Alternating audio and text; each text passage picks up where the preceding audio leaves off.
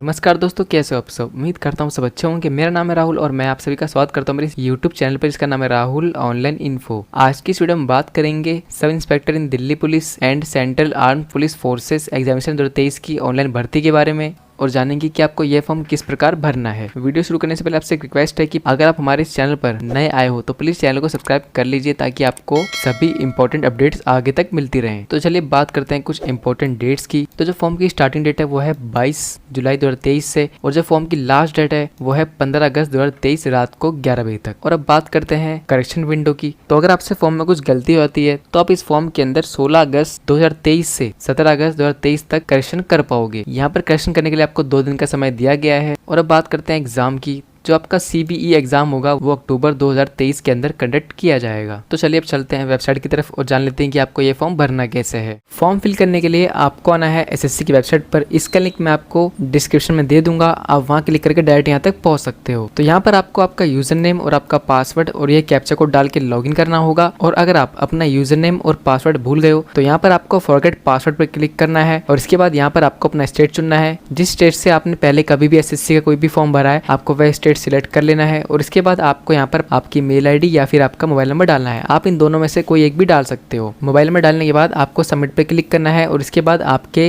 Mobile पर OTP आएगा, वह OTP आपको टाइप करना है। और उसके बाद यहाँ पर आपको आपकी आईडी शो हो जाएगी और आपको अपना पासवर्ड क्रिएट करने का ऑप्शन आएगा, तो आपको पासवर्ड क्रिएट कर लेना है। और काफी लोग ऐसे हैं जिन्होंने रजिस्ट्रेशन पहले कर रखा है। तो अगर आपने पहले कभी भी SSC का कोई फॉर्म नहीं भरा है, जैसे कि MTS, HSL, CGL या फिर स्टेनोग्राफर, तो आप यहाँ पर न्यू यूजर रजिस्टर नाउ पर क्लिक करेंगे। और रजिस्ट्रेशन प्रोसेस की कंप्लीट वीडियो मैंने ऑलरेडी बना रखी है, मैं आपको डिस्क्रिप्शन में लिंक दे दूंगा, आप वहां क्लिक करके उस वीडियो को देख सकते हो। रजिस्ट्रेशन प्रोसेस को इस वीडियो में ऐड नहीं कर रहा हूं मैं, क्योंकि उससे वीडियो काफी लंबी हो जाएगी। और काफी ज्यादा लोग ऐसे हैं जिन्होंने पहले से ही SSC के अंदर रजिस्ट्रेशन कर रखा है। तो जो नए यूजर हैं, जो पहली बार फॉर्म भरने वाले हैं, वो रजिस्ट्रेशन वीडियो को देखेंगे और अपना रजिस्ट्रेशन कर लेंगे। और जो ऑलरेडी रजिस्टर्ड है, जिन्होंने पहले SSC का फॉर्म भरा है, उनके पास यूजर नेम और पासवर्ड है, तो वो कैंडिडेट्स यहाँ पर यूजर नेम डालेंगे और अपना पासवर्ड टाइप करेंगे। और इसके बाद यह कैप्चा कोड टाइप करेंगे और लॉगिन पर क्लिक करेंगे। और इसके बाद आप अपने डैशबोर्ड के अंदर लॉगिन हो जाओगे। ये आपका डैशबोर्ड है। यहाँ पर आपको लेटेस्ट नोटिफिकेशन पर आना है। और इसके बाद हम यहाँ पर sub inspector in Delhi police and central armed police forces examination 2023 का फॉर्म भरने वाले हैं। तो हमको यहाँ पर अप्लाई के ऑप्शन पर क्लिक करना है। और इसके बाद यहाँ पर आपको कुछ डिटेल्स पहले से ही फिल मिलेंगी, जैसे कि नाम, father name, mother name, date of birth, 10th का रोल नंबर, ये सब आपको पहले से ही फिल मिलेगा। इसके बाद आपसे पूछा गया है कि do you belong to a caste not included in central list of OBCs but notified as OBC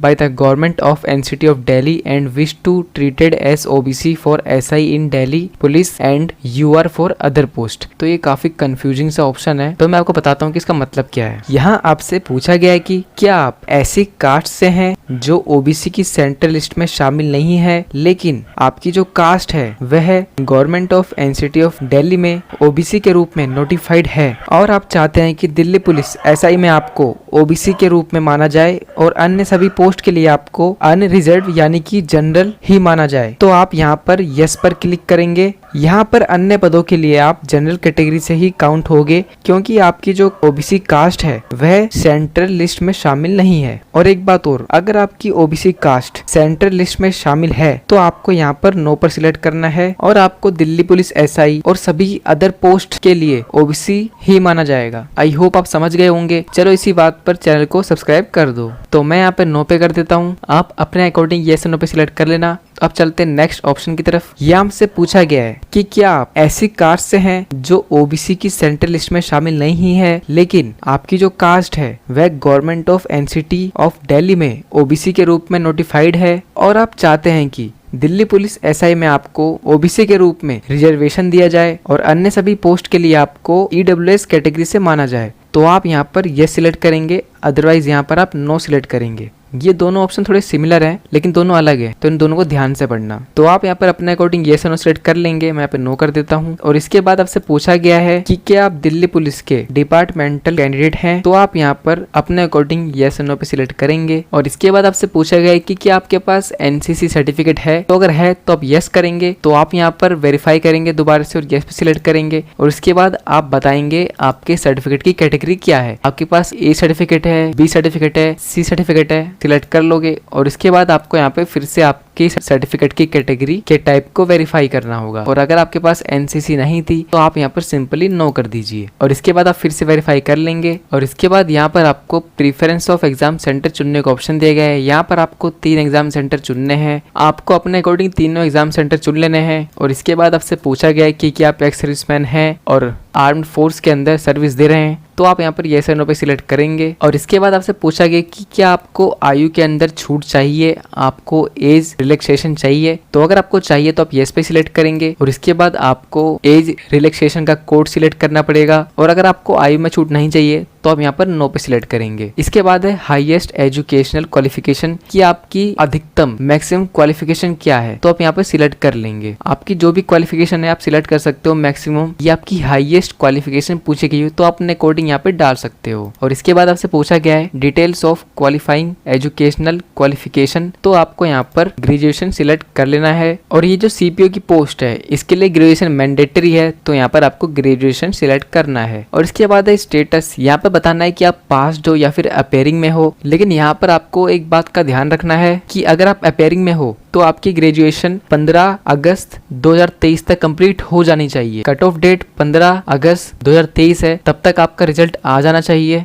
और 15 अगस्त 2023 से पहले आपका रिजल्ट आ जाएगा तो आप इस पोस्ट के लिए आवेदन कर सकते हो अपेयरिंग कैटेगरी से, अदरवाइज आप इसमें आवेदन नहीं कर सकते। और अगर आप पास्ड हैं तो यहाँ पर आप पास सिलेक्ट करेंगे। और इसके बाद आपको बताना है आपका पासिंग ईयर, कि आपने ग्रेजुएशन किस साल में पास की है। और इसके बाद state UT of board university, कि आपने आपकी बीए ग्रेजुएशन किस स्टेट से पास की है। और इसके बाद नेम ऑफ बोर्ड यूनिवर्सिटी, कि आपने किस यूनिवर्सिटी से आपकी ग्रेजुएशन कंप्लीट की है। तो मैंने यहाँ पर दिल्ली यूनिवर्सिटी से की है तो मैं सिलेक्ट कर लूंगा। और इसके बाद है रोल नंबर, यहाँ पर आपको आपका एग्जाम रोल नंबर फिल करना है। और इसके बाद यहाँ पर परसेंटेज के ऑप्शन में आपको आपकी परसेंटेज फिल करनी है। और अगर आपका रिजल्ट सीजीपी में था तो आप यहाँ पर CGPA टाइप कर देंगे। मेरा परसेंटेज में था तो मैंने यहाँ पर परसेंटेज में फिल कर दिया है। और उसके बाद आपसे कहा गया है कि क्या आप अपना डाटा DOPNT की ऑफिशियल वेबसाइट पर शो करने के लिए एग्री हैं, तो आप यहाँ पर येस पे सिलेक्ट करेंगे, अदरवाइज आप नो पे सिलेक्ट करेंगे। तो मैं यहाँ पर येस पे सिलेक्ट कर देता हूँ, आप अपने अकॉर्डिंग इसको चूज कर सकते हो। और इसके बाद यहाँ पर आपको आपकी फोटो और सिग्नेचर अपलोड करने हैं। बात करते हैं फोटो की, तो फोटोग्राफ के अंदर आपने चश्मा नहीं पहना होना चाहिए और ना आपने कैप लगाई हुई होनी चाहिए। और आपकी जो फोटो है वो 23 अप्रैल या फिर उसके बाद की ही होनी चाहिए, यानी कि आपकी फोटो लेटेस्ट होनी चाहिए। मैं आपको सैंपल दिखा देता हूँ, ये नोटिफिकेशन का सैंपल है जिसके अंदर एक्सेप्टेबल फोटो के अंदर ये फोटो दी गई है, यानी कि आप बिना नाम और बिना डेट की फोटो यहाँ पर लगा सकते हैं। बात करते हैं साइज की, तो मिनिमम साइज रहेगा 20 KB और मैक्सिमम साइज रहेगा 50 KB। फॉर्मेट रहेगा JPEG फॉर्मेट और JPG फॉर्मेट। फोटो अपलोड करने के लिए आपको चूज फाइल पर क्लिक करना है और इसके बाद आपको आपकी फोटो सिलेक्ट कर लेनी है और आपकी फोटो अपलोड हो जाएगी। अब बात करते हैं सिग्नेचर की, तो यहाँ से बताया गया कि आपका सिग्नेचर ब्लर नहीं होना चाहिए, ठीक है, आपका सिग्नेचर क्लियर होना चाहिए। और सिग्नेचर का मिनिमम साइज रहेगा 10 KB और मैक्सिमम साइज रहेगा 20 KB और फॉर्मेट रहेगा JPEG और JPG फॉर्मेट। अपलोड करने के लिए आपको चूज फाइल पर क्लिक करना है और आपकी फाइल में जाकर आपका सिग्नेचर चूज कर लेना है और इसके बाद आपका सिग्नेचर अपलोड हो जाएगा। और इसके बाद आपसे पूछा गया कि क्या आपकी फोटोग्राफ 23 अप्रैल